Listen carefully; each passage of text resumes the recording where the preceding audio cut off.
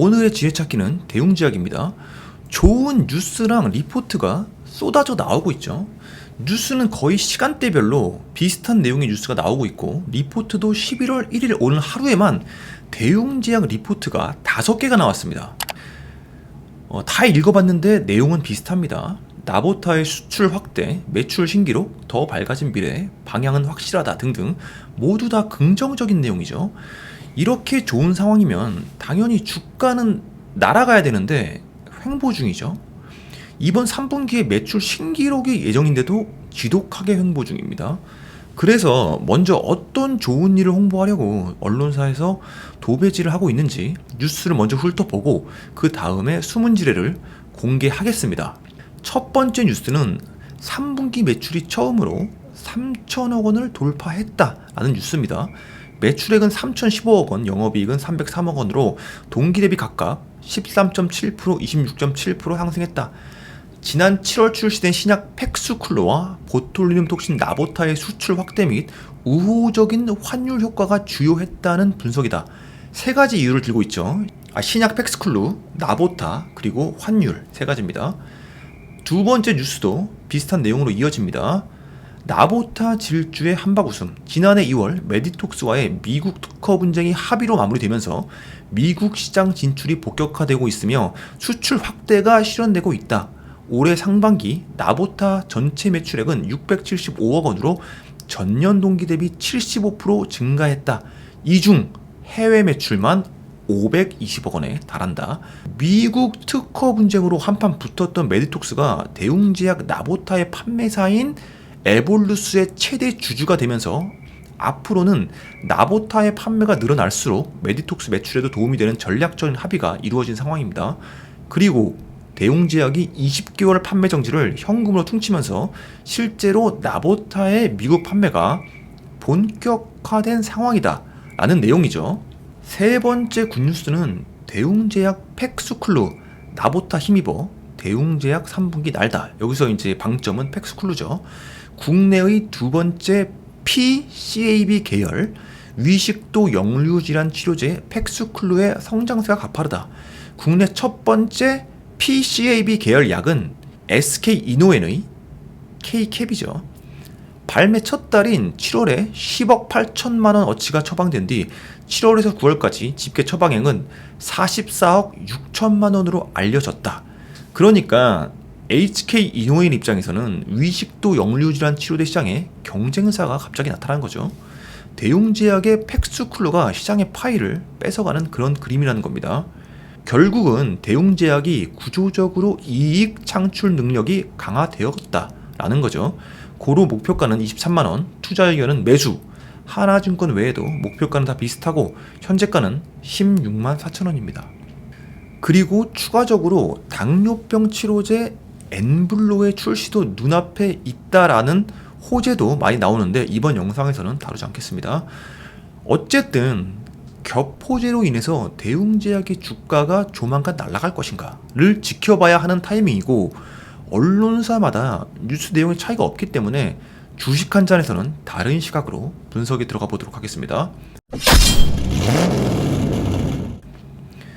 첫 번째 지뢰는 위식도 역류질환 치료제이자 올해 7월 출시한 대웅제약의 신약 팩스쿨루부터 시작을 해보면, 팩스쿨루의 목표는 연매출액 1,000억 원이라고 합니다. 7월 출시 이후 현재까지 44억 6천만 원의 매출을 올렸다고 하는데, 우루사 하나가 연매출 900억 원 정도이고 대웅제약 매출의 8%를 차지하거든요. 대략적이지만 우루사 수준의 매출을 목표로 한다는 거죠.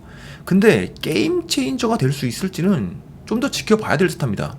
찝찝하게도 내년 영업이익을 하향하고 있는 언론사가 꽤 있어요. 그 이유로는 바로 신약 마케팅을 위한 판관비 증가를 이유로 들고 있습니다. 대웅제약 입장에서 생각해보면 신약을 출시한 상황이기 때문에 홍보비 같은 판관비를 쓰면서 매출폭을 올렸다는 이야기거든요. 그리고 컨센서스를 연매출 1,000억 원으로 잡고 있는데, 고로 매출 1,000억 원을 못 넘기면 컨센서스 하회가 되는 거죠. 분명 앞선 뉴스에서는 구조적인 영업이익 창출 능력이 강화되었다라고 했는데, 내년 영업이익을 하향으로 본다라는 게 뭐 분석마다 다르겠지만 말의 어폐가 있죠.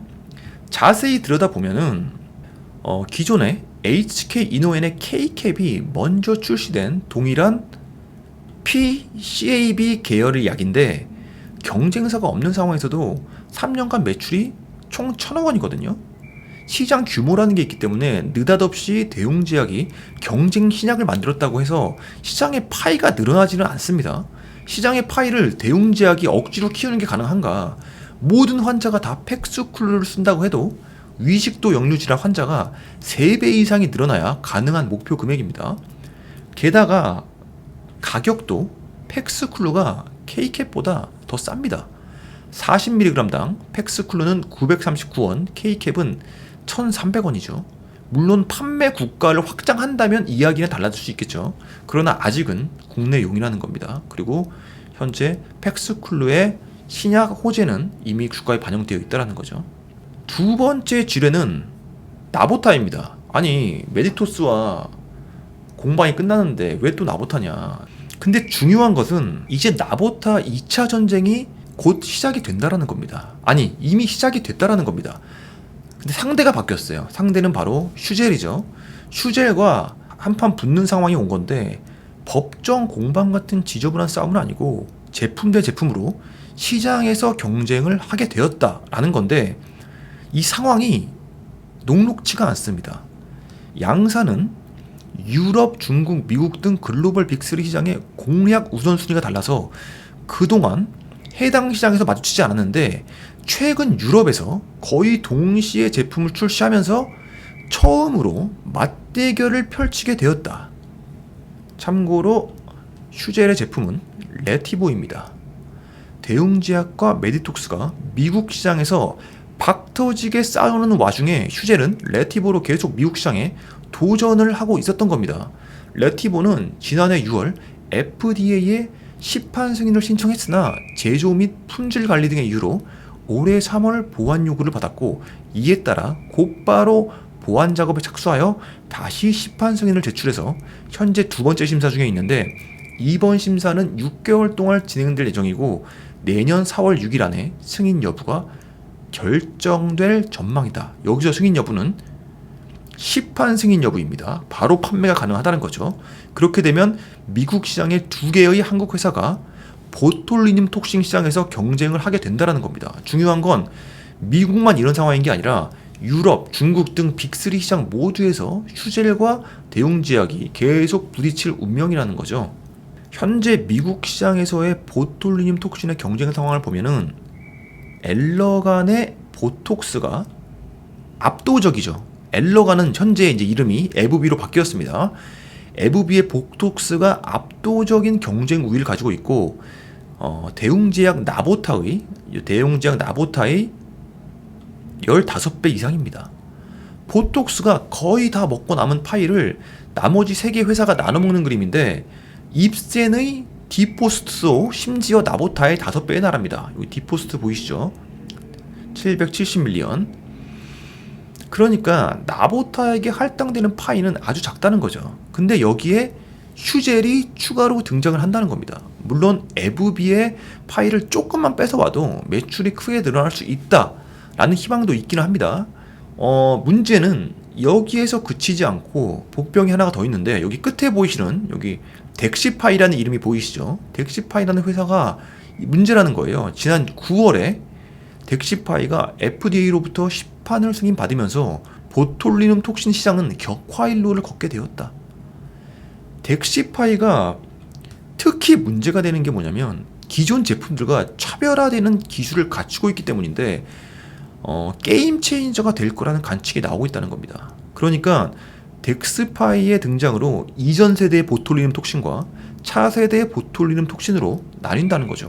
기존 제품들은 연간 3회 정도 받아야 되는 시술 횟수를 덱시파이는 2회로 줄일 수 있기 때문에 다크호스로 급부상한 상황입니다. 결국 대웅제약의 가장 성장세가 높은 기대주인 나보타가 보톨리눔 톡신 빅3 시장에서 덱시파이와 슈젤이라는 이전에는 없던 경쟁자를 만났다는 게 치명타로 작용할 수 있다라는 거죠. 과연 치킨 싸움에서 대웅제약의 주가는 살아남을 수 있을까?